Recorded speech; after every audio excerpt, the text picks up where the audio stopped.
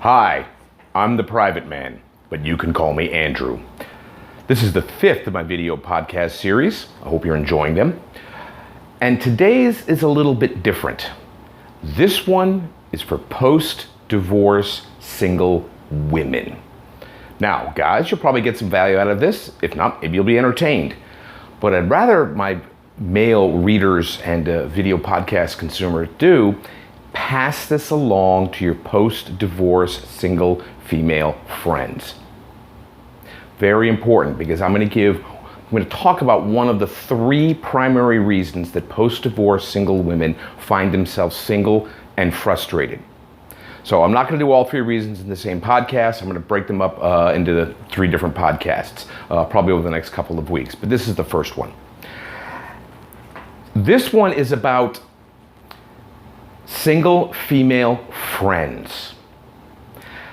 For women who are actively looking to meet a man, who are actively looking to date, either via online dating or meeting guys in person, it's very typical and very unfortunate that her single female friends will either subconsciously or consciously sabotage her efforts. It starts basically when a woman writes her online dating profile. She goes to her single female friends and says, "What do you think about this profile?" And her friends will offer all sorts of advice. 80% of it, probably closer to 90% of it, is complete, utter horseshit. Ladies, if you're single, looking to date, please never ask your single female friends. In fact, don't ask your female friends at all.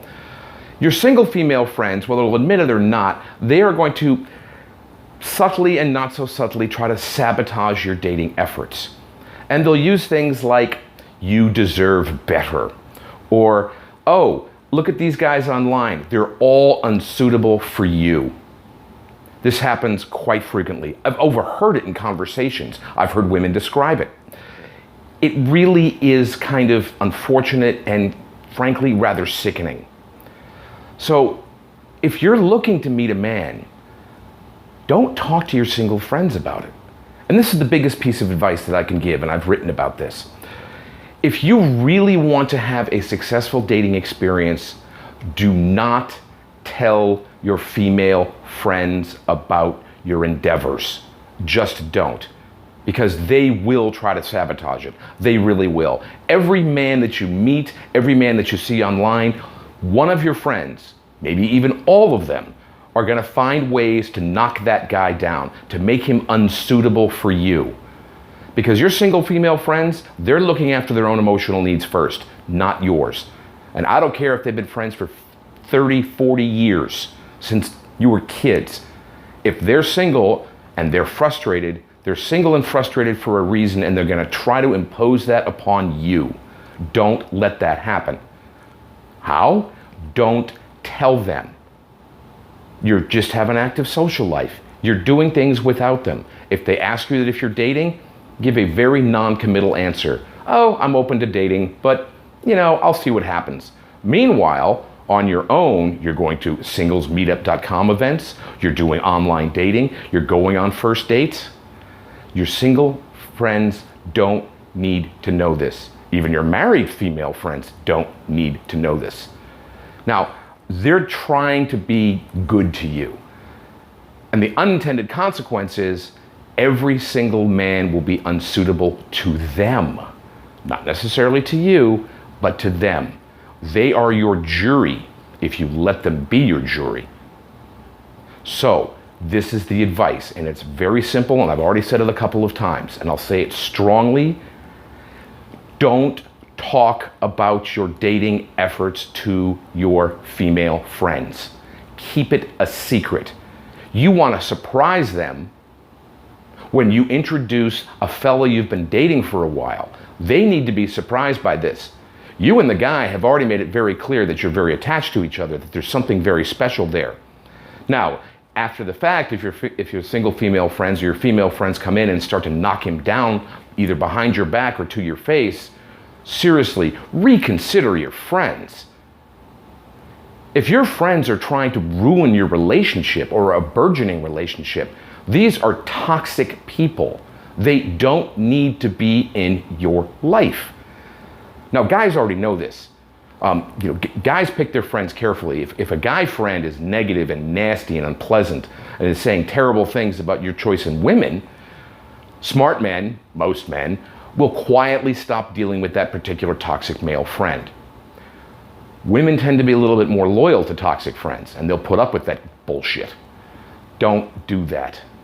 So again, women, especially post-divorce women, if you want to have a successful dating life, and you want to meet a man, and you want to get involved in a relationship, please be discreet about it.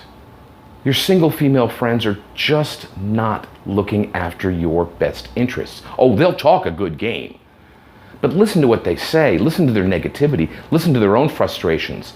Listen to how they say, there's no good men left. Oh yeah, there are plenty of good men left. You left them all back in your 20s. But going forward, a single post-divorce woman really needs to have a positive outlook. And I've written about this, and I'll put some links below as well. So, guys, please share this with your single female friends, especially the post-divorce ones.